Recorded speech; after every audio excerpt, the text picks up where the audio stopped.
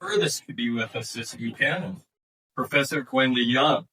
She teaches film at Universal College, Cork in Ireland, and she also led the development of the film studies program at the university. She's the author of Clarence Brown, Hollywood's Forgotten Master, kind of definitive biography of Clarence Brown in his film, which came out in 2018. I actually see some of you carry her book around. It's a wonderful book. Gwenda collaborated with historian and filmmaker Kevin Brownlow in a short retrospective on Clarence Brown at the National Film Theatre in London in 2003, as well as on gala screenings of Clarence Brown films at the Fastnet Film Festival in Cork in 2018 and 19.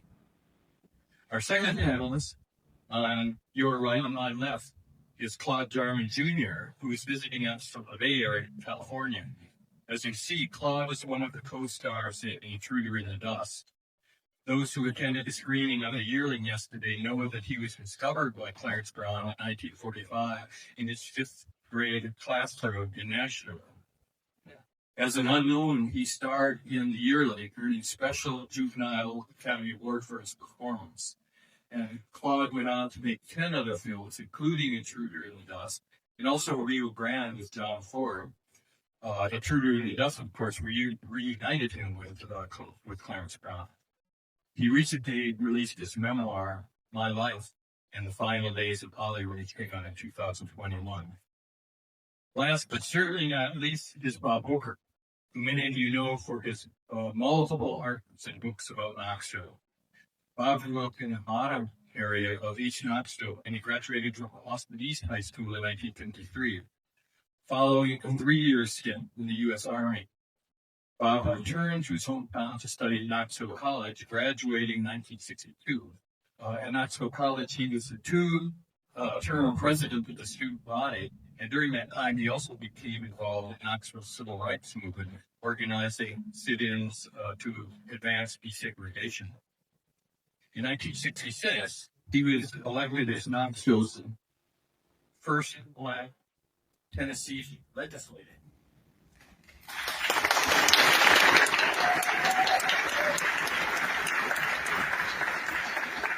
He's kept busy ever since. For 11 years, he was the executive director of the Cultural Spain Center. You also can still find him there. He's an authoritative author on Knoxville Black history, and his publications include 200 Years of Black Culture in Knoxville, Tennessee, 1791 to 1991, the 120-year history of Knoxville College, an encyclopedia of the experiences of Black people in Knoxville, Tennessee, 1844 to 1974, and from the bottom. So please join me in welcoming these three panelists.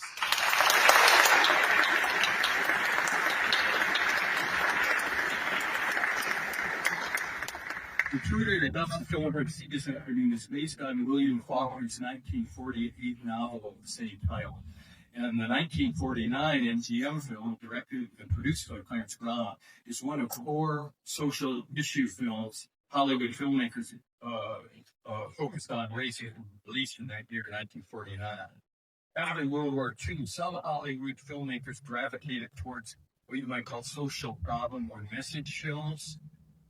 In films like Gentleman's Agreement, a film about anti-Semitism in the United States, starring Gregory Peck. Just a couple of films after The Yearling, and released in 1947, the year after the Yearling was released. You may all remember that President Harry Truman signed an executive order in July 1948 announcing the desegregation of the armed forces, and the issue of civil rights was actively debated in the 1948 presidential campaign. In this context, Hollywood responded by putting out 4 films about race in America in 1949. Lost Boundaries, Home of the Brave, Pinky, which was directed by Elia Kazan, who had also directed Gentleman's Agreement, and would go on a few years later to direct On the Waterfront. And then finally, our film today, Intruder in the Dust.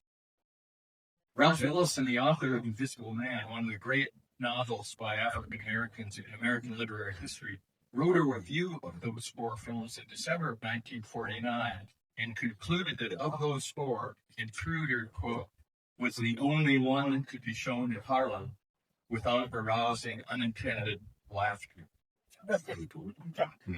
He goes on for it was the only one of four in which Negroes can make complete identification with their screen image. Here he points to one of Hernandez's performance as Lucas Beecham, the black man accused of murdering a white man at the start of the film. Intruder is an interesting blend, to me, of a social problem film, detective story, initiation story about the growth of Claude's character, Chick Mallison, and also documentary realist filming having been shot in Faulkner's hometown, Knoxville, Mississippi. It's always seemed somewhat surprising to me that Clarence Brown, who wasn't often thought of as a director attracted to message in movies, directed this movie. And I wanted to start by asking Gwenda if she could tell us a little bit about the history of the production. Thanks, Jody. So this film was obviously based on William Faulkner novel, so it wasn't the first time William Faulkner would be adapted onto the screen, but earlier attempts of other Faulkner works haven't been all that successful. Some of them quite notorious.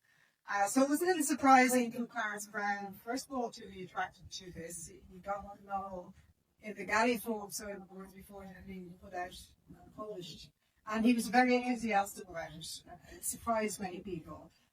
John has alluded to the fact that this was unexpected, because also, while other studios were making social issue films, MGM didn't always pursue that path. And especially Louis Mayer had been quite conservative, and he was probably got on by that old dictum that if you haven't got a message, send it to Western Union.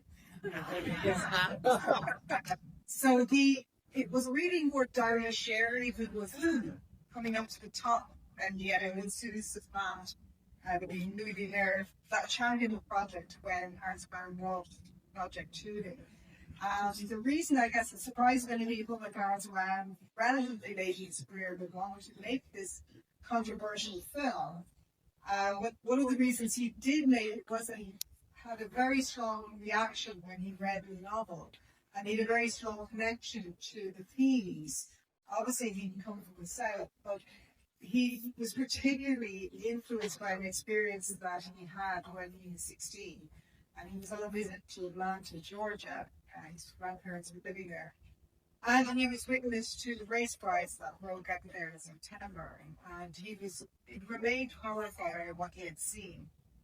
There were just obviously a lot of race riots in that period anyway, but this was a particularly brutal one.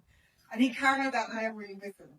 And when he read the Faulkner novel, he decided at the time, it's extraordinary to hear interviews with Clarence Brown about this, that it was almost like exercising those knowing that his career probably, in its final stages, he needed to make this film. So Brown, as we've explored in the last few days, was a filmmaker who had a lot of personal elements in his work, and which was very attached to some of his projects. But I think probably this project was one that he found was the one that was the most important project he ever took on, and the most. He was incredibly invested in it, and without jumping ahead, and we'd see the extraordinary film that he produced, but he was disappointed by how GM failed to promote the film. He felt that he was contradictory of power struggles in GM at the time, and also the message films, the other films that John has mentioned, weren't doing as well at the box office. So there's a sense that maybe MGM lost confidence. So they promoted it in certain ways.